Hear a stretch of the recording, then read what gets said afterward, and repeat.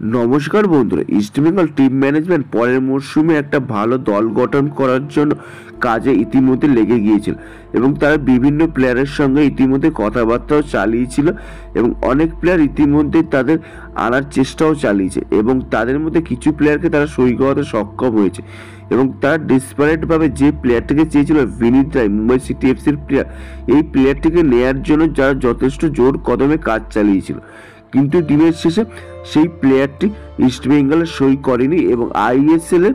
অন্য ক্লাবে এই ভিনিত রায় সই করতে চলেছে বা অলরেডি সে সই করেও দিয়েছে ইতিমধ্যে।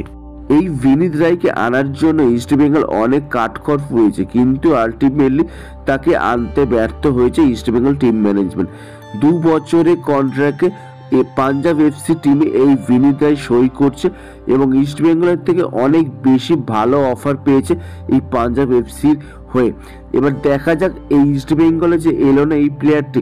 ইস্টবেঙ্গলের জন্য যথেষ্ট একটা বড় ধাক্কা, তার কারণ পাঞ্জাব এফসি যে অফার দিয়েছে এই ভিনিত রায়কে, সেই অফার সমতুল্য অফার ইস্টবেঙ্গল টিম ম্যানেজমেন্ট দিতে পারেনি, যার ফলে ইস্টবেঙ্গল টিম ম্যানেজমেন্টের এটা যথেষ্ট একটা বড় ব্যর্থতা। তার কারণ ভিনিত রায় যদি ইস্টবেঙ্গলে আসতো তাহলে ইস্টবেঙ্গলের জন্য একটা ভালো সাইনিং হতে পারতো, কিন্তু ইস্টবেঙ্গলে এলো না, সে পাঞ্জাব এফসিতে সই করতে চলেছে এবং পাঞ্জাব এফসির জন্য এই সাইনটা